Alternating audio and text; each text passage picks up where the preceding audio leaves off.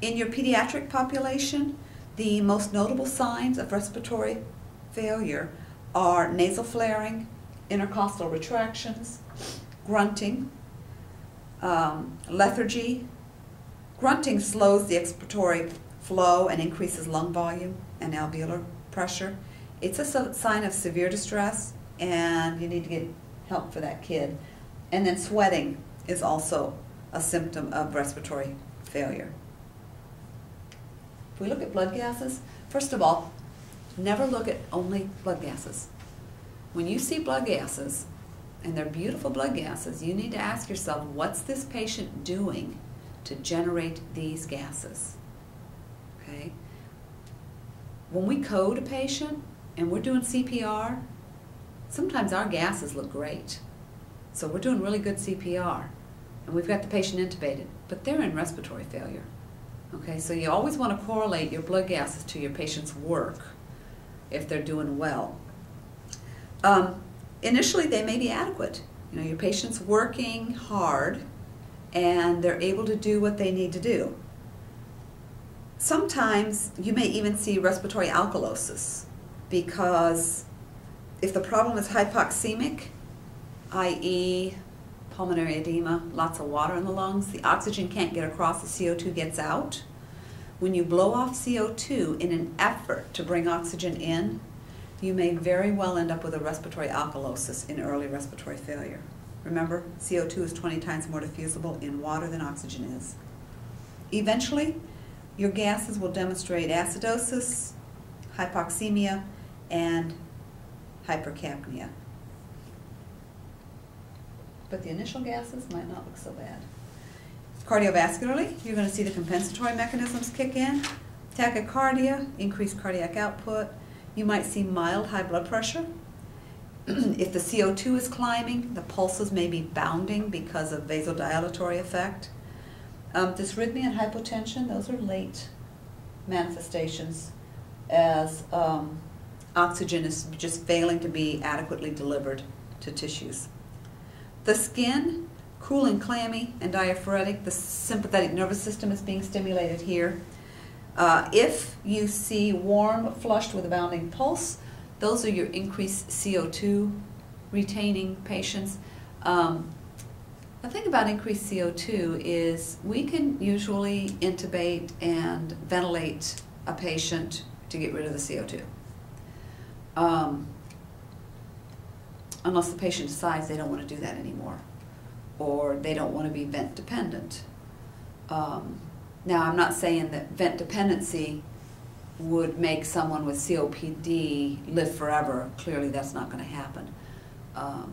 But for the patient who decides that they don't want to be vent dependent and their primary problem is hypercapnia, they will get warm, flushed, bounding pulses. The other thing that increased CO2 does is produce kind of a narcosis. And if everything else is okay, that in and of itself is not a really uncomfortable way to die. Patient just kind of goes to sleep. Cyanosis is a very late sign of hypoxemia, and it needs to be assessed with additional parameters. So, you know, and then with respiratory failure, we're more concerned about central cyanosis, which happens when the hemoglobin is desaturated of oxygen. Here you're looking at a patient who's kind of a dusky gray, or they're purple, mainly in their mucous membranes, their lips, their face. Peripheral cyanosis can very well be due to peripheral vasoconstriction, and it may not be very reliable. You assess it in the nail beds, but it may be due to something other than respiratory failure, like Raynaud's syndrome or peripheral vasoconstriction from shock, a septic shock or something like that. But it's assessed in the nail beds. In the central nervous system, hypoxia will cause you to be restless, agitated, confused, whereas hypercapnia will give you a headache, and this is where I mentioned you get a progressive somnolence, ending up in coma. Deep tendon reflexes are also present in pronounced hypercapnia. And then terminal respirations are your Shane-Stokes respirations. In this situation, the patient may have like their guppy breaths. and then they quit breathing, and then they'll have those guppy breaths again, and then they quit breathing. Those are termed chain stokes.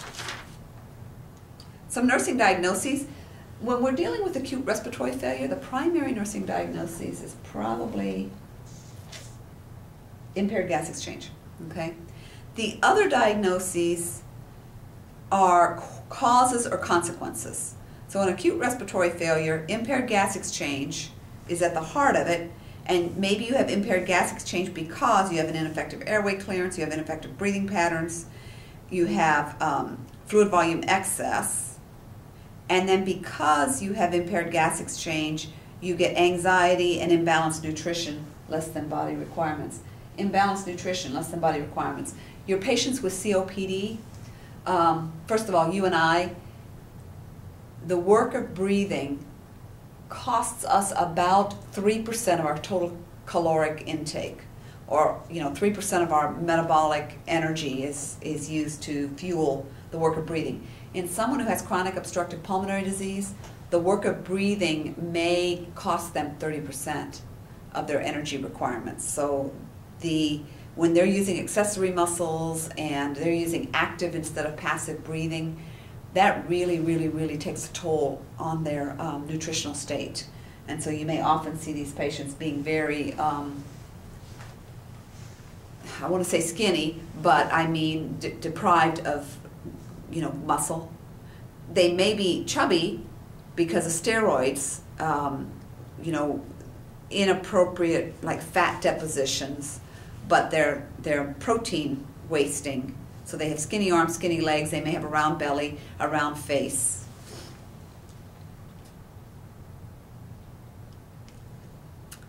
Oxygen therapy. The goal is to correct hypoxemia, okay, at the lowest oxygen concentration. So we'd like to keep our SATs greater than 90 with a PaO2 of 60 and at the lowest oxygen concentration possible.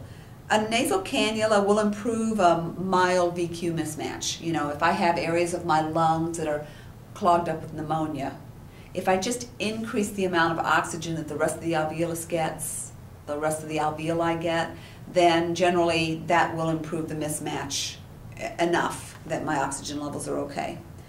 The more shunting and the more diffusion limitations there are, the more likely you are to have to move through these higher concentrations to a point where you get to positive pressure ventilation.